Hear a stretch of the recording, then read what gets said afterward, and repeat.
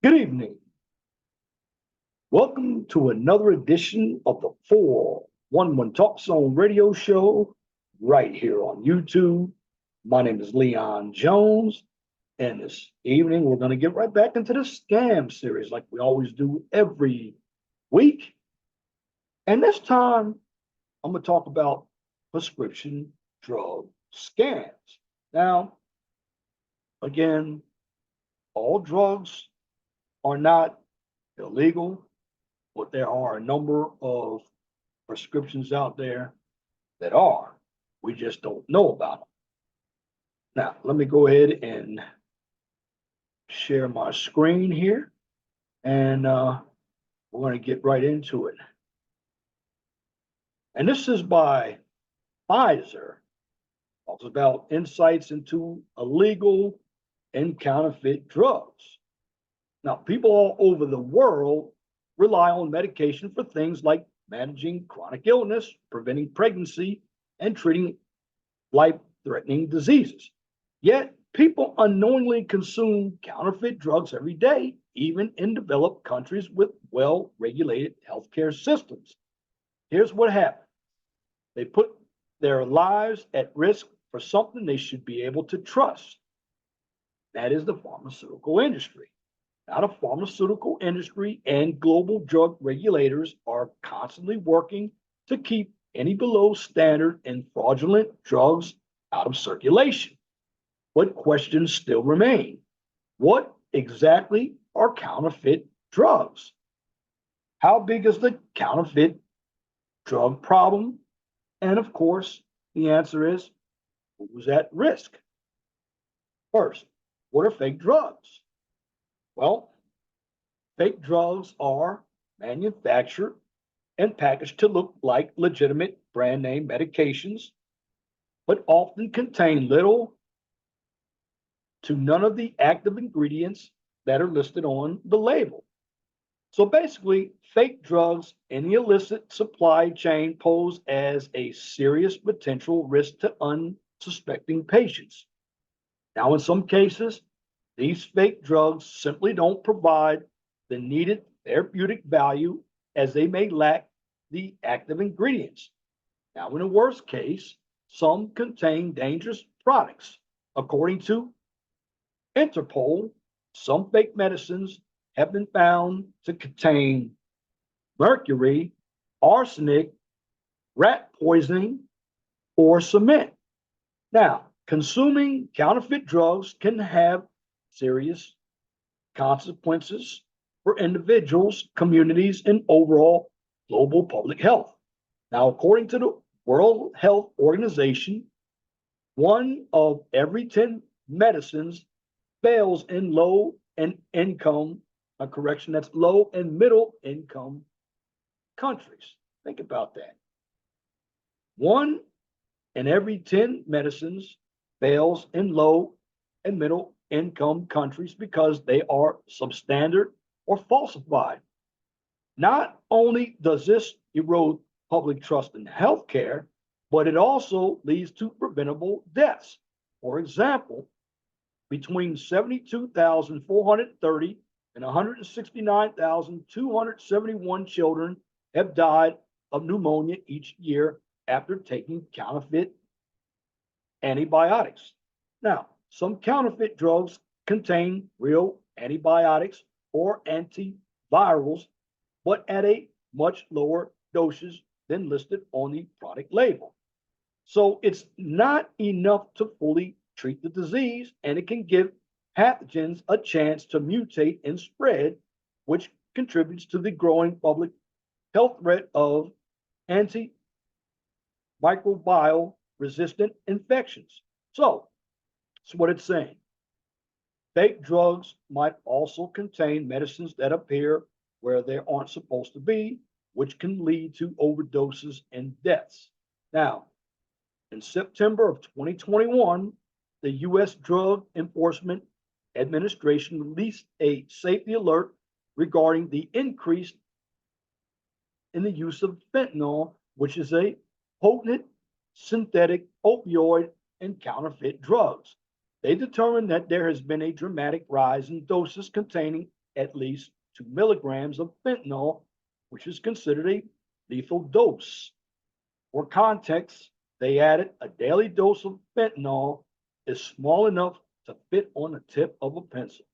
So the DEA and other law enforcement officials seized 9.5 million counterfeit prescription opioids in the first 9 months of 2021, more than the previous 2 years combined. So between 2019 and 2021, the number of DEA seized pills containing fentanyl grew by 430% from May 2020 to April 2021. 2020, there were more than 100,000 fatal death or fatal drug overdoses. Think about that. In 2020, there were more than 100,000 fatal drug overdoses in the United States, a record high for a single year, and 64% of these deaths involve synthetic opioids, according to the CDC. Now, we're going to get back into some definitions. We have substandard drugs versus falsified drugs and unregistered drugs. Are they all legal or are they all illegal? Well, here's the situation. There are several categories of illicit medicines. In 2017, the WHO, which is the World Health Organization, they're the ones who introduced the terms substandard and falsified medical products. Again, in 2017, the World Health Organization, known as WHO, introduced the terms substandard and falsified medical products to replace the general term counterfeit drugs and broaden the focus of global efforts to prevent such products from reaching consumers. Substandard drugs, for example, are authorized medical products that fail to meet the manufacturer's quality standards or specifications, including drugs that have expired or were not stored properly. On the other hand, falsified drugs and medical products that deliberately or fraudulently misrepresent their identity, composition, or source, including authorized drugs that have been stolen and resold, unauthorized drugs that have been repackaged to look like brand name products, or fake drugs that don't include the active ingredient that is listed on the product label. Now, a third group is unregistered, unlicensed drugs, which are medical products that are sold in markets where they have not been evaluated or approved by health authorities in that country or region, like the FDA. Again, there's a third group. Third group is unregistered or unlicensed drugs, and these are medical products that are sold in markets where their government agencies, like the Federal Drug Administration, haven't approved them for use, and that's in specific countries or regions. Here in America, it's the Federal Drug Administration. Now, some of these substandard, falsified, or unregistered drugs might be effective in treating disease, but the lack of regulation makes them unreliable, unsafe, and a serious problem that requires vigilant attention. Lee Kubiak, Vice President and Chief Security Officer at Pfizer, puts it this way: working with law enforcement and customs agencies around the world over the last 18 years, Pfizer's Product Integrity for Patient Safety program has helped take over 302 million doses of counterfeit Pfizer medicines out of international supply chains before they reach and endanger patients. Counterfeit Pfizer medicines have now been seized in 116 countries around the world, so they are a pervasive and growing global threat to patients everywhere. Counterfeit drugs. Definitely a global problem. Because for decades, fake drugs and their efforts, let me correct myself, for decades, fake drugs and their effects, again, for decades, fake drugs and their effects were mostly a problem in developing and low income countries where most people don't have access to prescription drugs, vaccines, and medical devices that are readily available in developed countries. So this vacuum, along with loose regulations in some places, has created markets for counterfeiters. Now, thanks to the emergence of online pharmacies, countries around the world are struggling with fake drugs and their effects. In the United States, for example, fake drugs occasionally breach legitimate supply chains, and an estimated 1% of the prescriptions filled at traditional pharmacies may be counterfeit. Yet, most substandard and falsified medicines in the United States and other developed countries are basically purchased online. All too many people believe these dangerous fakes are only a threat in low and middle income countries, but that is simply not the case, Kubiak says. Counterfeit medicines have long been present in developed countries as well and are even more available now as the Rona 19 pandemic has increased online purchases. Now, more than half of the American adult population has ordered medicine online. So, more than half of the American population has ordered medicine online for everything from diabetes and asthma to cancer treatments and hormone replacement therapy.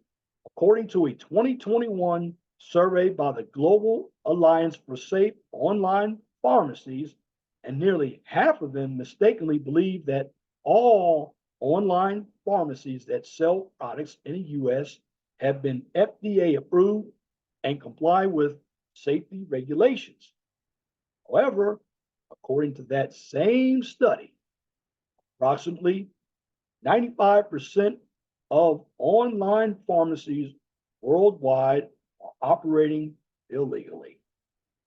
Online farmers have also given fake drug manufacturers access to consumers in Canada, Western Europe, and other developed nations that otherwise have tightly regulated healthcare systems. Now, in May 2021, an Interpol operation involving law enforcement and health authorities from 92 countries shut down thousands of online pharmacies selling unauthorized or fake drugs.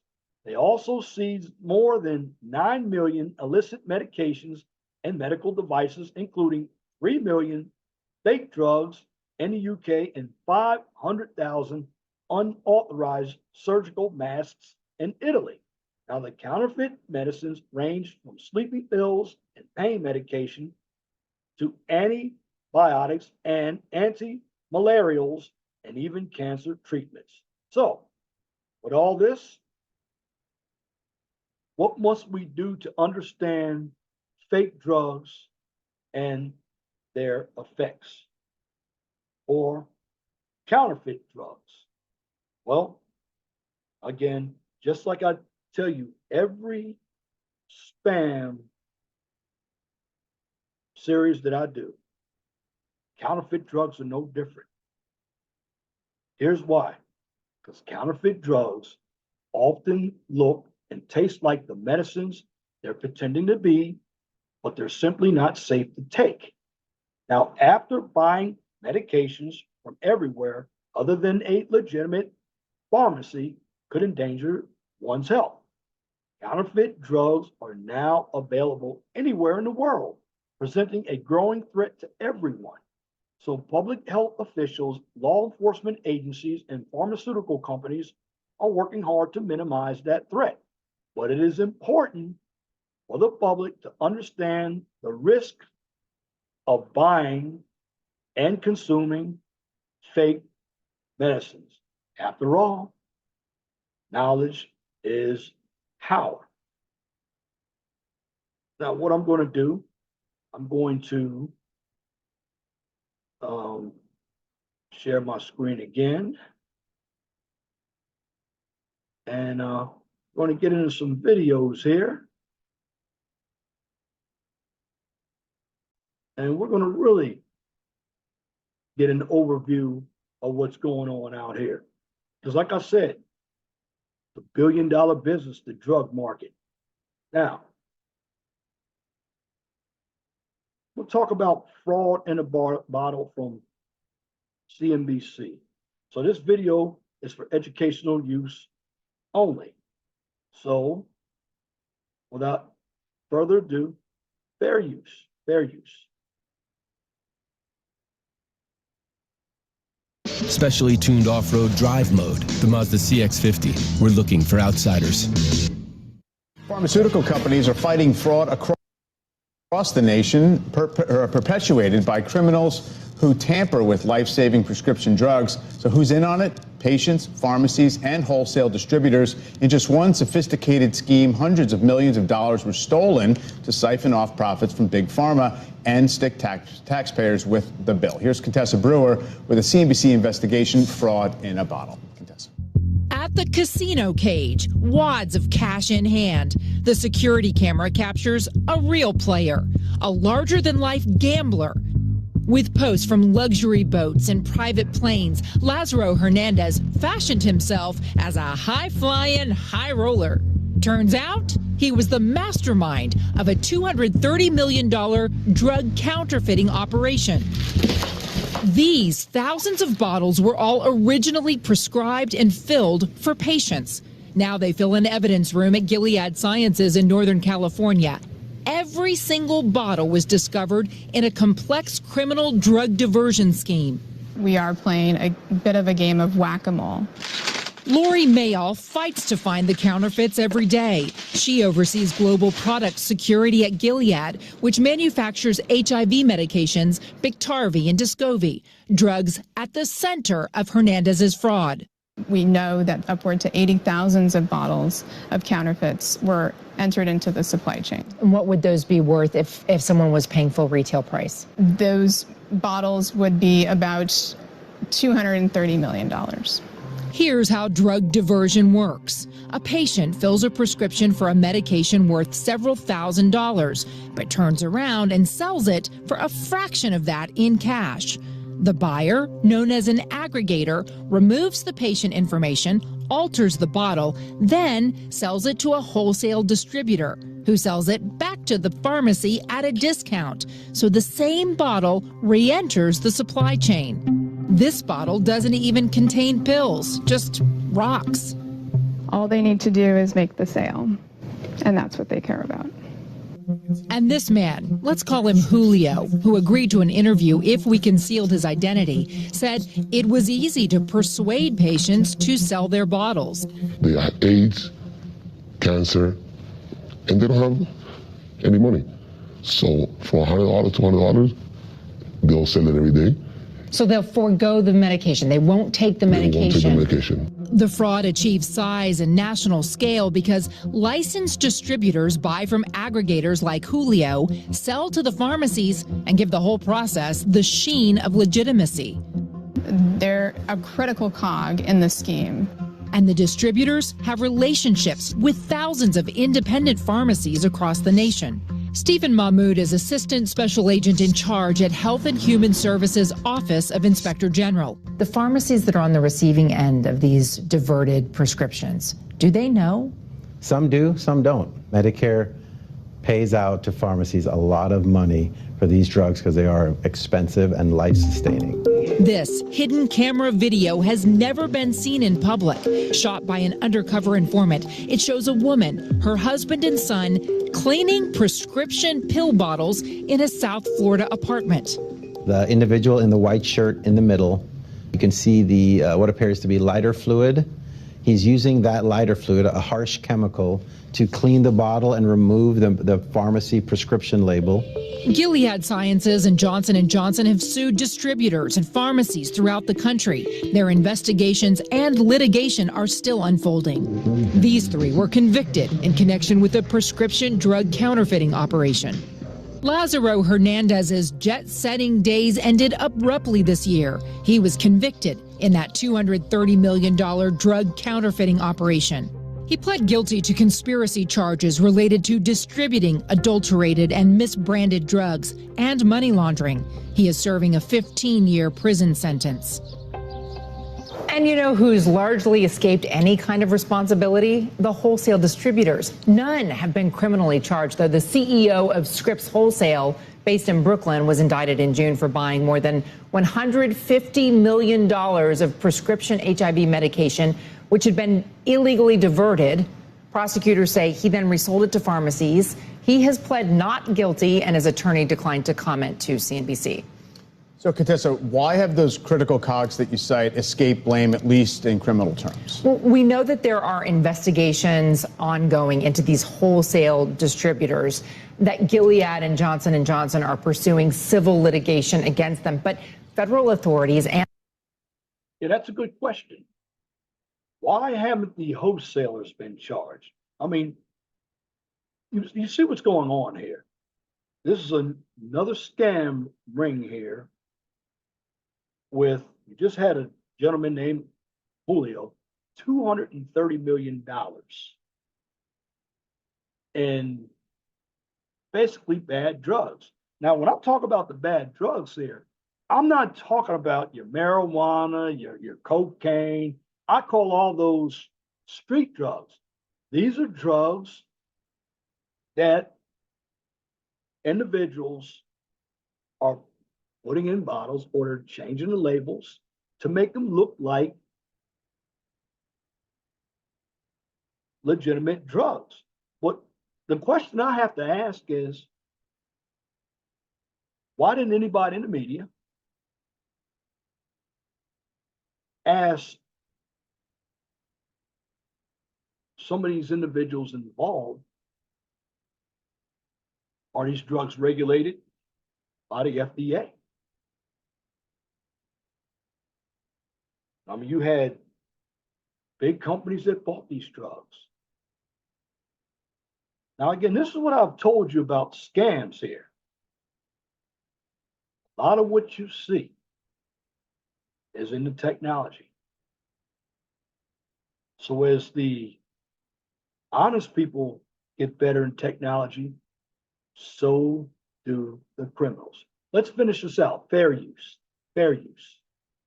And the pharmaceutical companies say, look, the fact that these distributors are licensed to sell other kinds of medications, they do it legally, it muddies the water, makes it more difficult. That's insane.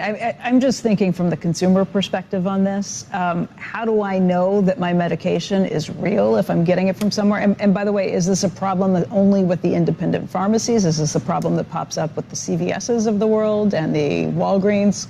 How do you track this down? I asked that very question because I thought, well, CVS and Walgreens and Rite Aid and Target and Walmart, no, they have their own relationships with the pharmaceutical companies and other distributors that are doing this. So this is mostly an issue for independent pharmacies. Right. And they actually found out that the reason why Gilead got onto this is that they got reports that bottles that thought they were supposed to contain HIV medication contained Seroquel, which is used to treat mental health problems. And so there were bad reactions. People ended up in the hospital. But they said, if you're buying, it is insane. Right. If you're buying from a pharmacy, maybe the best thing to do is double check those actual pills. You know, they say on there, the code. Right. Did I really get, and that also prevents. Contessa, that was what I was going to ask. Is how much of it is, you know, sometimes like a fake watch really looks like a real watch. How evident is it in terms of just how good the labeling everything is, and how can people tell? Well, in some cases, what happens is you'll get the patient information and it'll be all torn up or misprinted or misspellings, and then it's a clear warning sign that this was not a legitimate drug. But For instance, Ozempic now is a big target for counterfeiters. They're actually trying to come up with drugs that seem like Ozempic, or they're using other things. They have found that in more than a dozen countries, counterfeiters are trying to make money. And where can they make money? The HIV drugs, the cancer drugs, and now weight loss drugs are a huge target for counterfeiters. So yeah, buyer beware. And look, I hate the idea that it's targeting independent pharmacies, because I love some of the independent pharmacies that I've used too. But this is a serious, serious issue. One thing that was pointed out to me by both the federal investigators and the pharmaceutical companies is that there are no deals to be had on HIV medication. You're not going to get it for 5% off or 10% off. So pharmacies that are willing to buy discounted drugs, there's a higher likelihood that there's a problem with those drugs, that somehow they're not entering the system in a mainstream. Consumer? It's about double checking and knowing your pharmacy.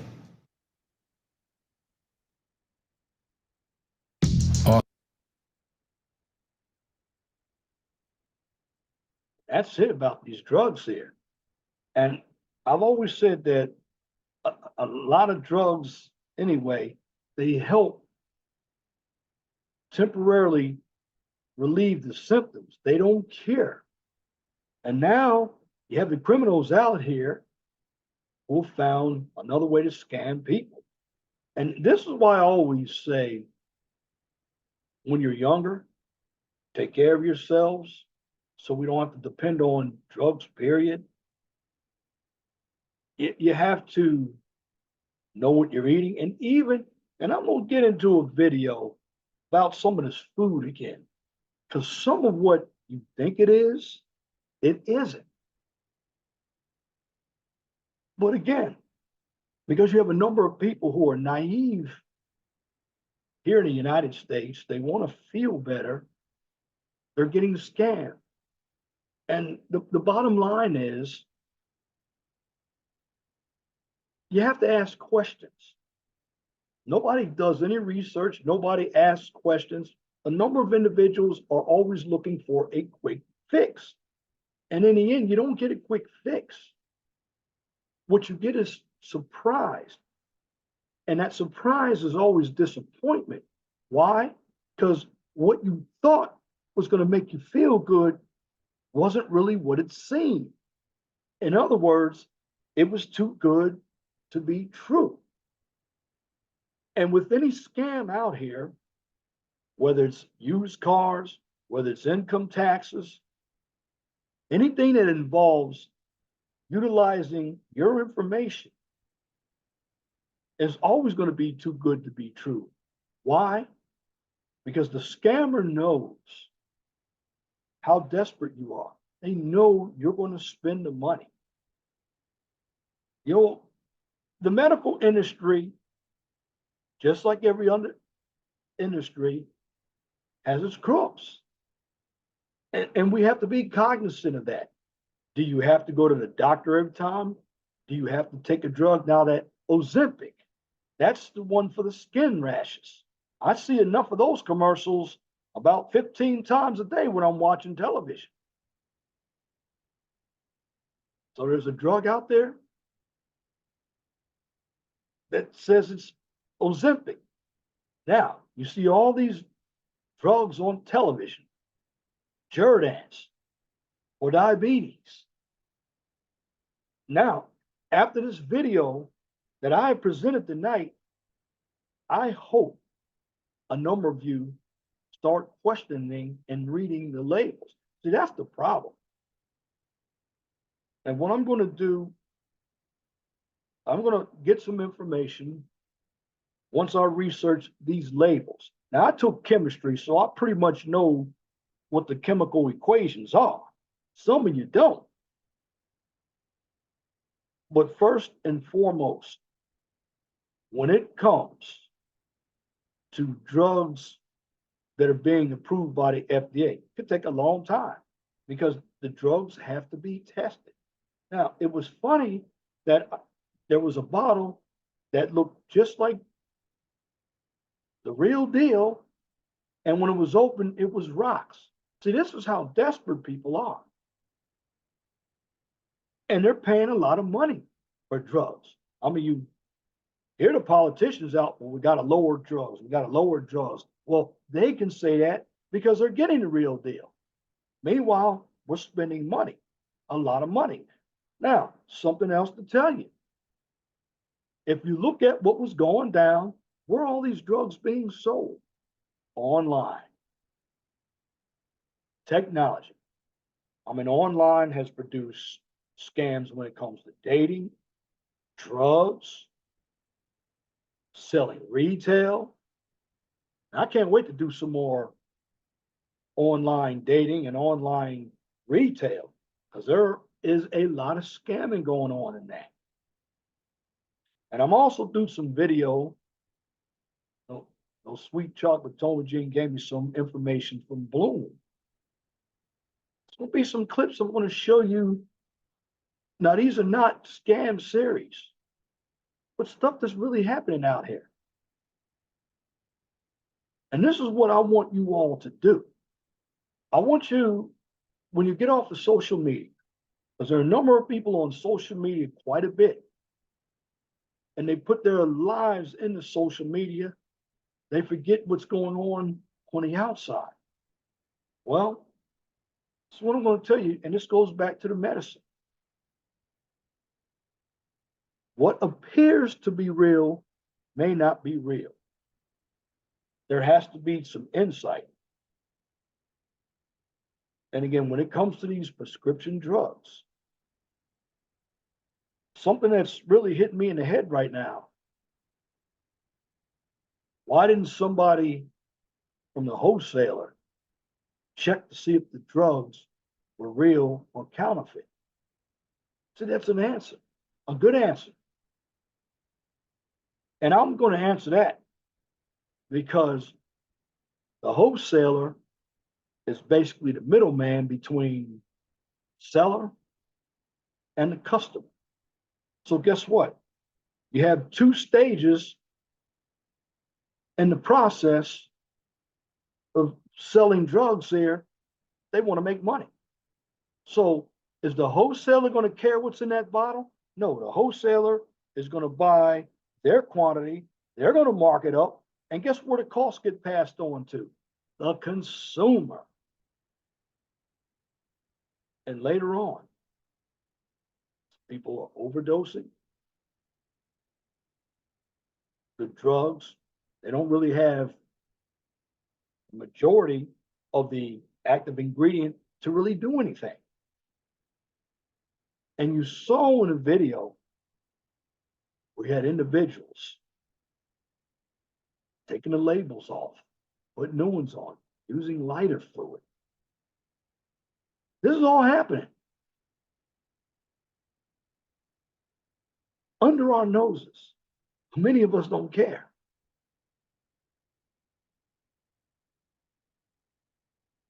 But scams are all over the place. And this is just another one that I pointed out. And in the end, I'm just going to share this with you. When it comes to these drugs out here, you need to start reading the labels. You need to see if they were approved by the FDA. You need to ask the pharmacy, well, where did you purchase the drugs from? How do I know they're not fake? Start asking questions. Because in the end, it's your money. And drugs are expensive, especially if you have diseases that are almost incurable. But in the long run, what you really need to do, starting when you're young, till you get older, to save yourself a lot of headache. Now, of course, we're going to use drugs to relieve the symptoms of a headache, a cough, a cold. But you notice something? There's no cure for the common cold yet. There's no cure for the cough yet. And that's over-the-counter drugs. Now, what you're seeing tonight, those are prescription drugs. about over-the-counter drugs? That's a video coming as well. Because in the end, what I'm presenting to you is when you are very impulsive and you lead with your feelings before critical thinking, you end up making the wrong decisions. And when you make the wrong decisions, not only can it cost you money, but it can cost you your life. I mean, the medical industry has come a long way, but also the individuals who are utilizing the medical industry for a quick buck, they've come a long way as well. So no matter how much law enforcement you have, somehow the criminal keeps defeating the law enforcement person. Now, don't get me wrong. You have some criminals who get caught, but you have a number of them who don't get caught. Now, I would say this. If you've been caught, then maybe you need to go and work for one of the pharmaceuticals, like hackers do. Hackers get caught. Hackers are hired by companies to detect hacking. Why? Because they were hackers. Well, the same thing should be done with individuals who sold counterfeit drugs. Now, of course, it's not like going out there shooting somebody, but you are killing people with feeding them bullshit because their minds, they don't know what's going on out here. You have a lot of naive people out here. And in the end, what you have to do is keep your health up, you read the labels, and you continue to educate yourself when it comes to dealing with drugs. When you can do that, the likelihood of you being scammed is much less than when you're thinking impulsively, you're reacting, and then you're spending a lot of money for no cure, and the result can be fatal.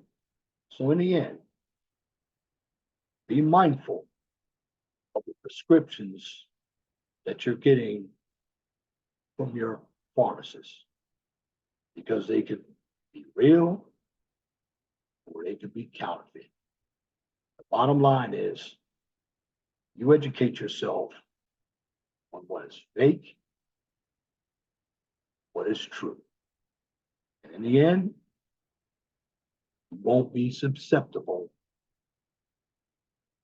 to being scammed by scammers. And finally, live once. Do everything you can to make sure that you preserve your life. And that includes watching the amount of medicines that you're putting in your body to relieve the symptoms only. And that's my commentary for this edition of the 411 Talk Zone radio show right here on YouTube. If you like what I just presented, please comment, share, and subscribe. And if you're looking for some STEM content, Thursday, I do STEM information, STEM content on my other channel, the QCIS channel. So once I record videos here on the 411 Talk Zone radio show, which is my main channel, and the QCIS channel, those videos will be posted on my Twitter page. Now for the QCIS channel, since it is an educational channel, that channel is also posted on my LinkedIn page. And in the end, be blessed for what you have. Don't worry about what you don't have. But you must know or you always know that the sun rises in the east, sets in the west. And if it doesn't apply, let it fly. But if the shoe fits, wear it. If you don't like the shoe, change it. And once again, thank you for listening to this edition for 11 Talk Zone radio show right here on YouTube. Till next time, my name is Leon Jones. I want you all to have a wonderful and gracious evening. God bless you. I'm out.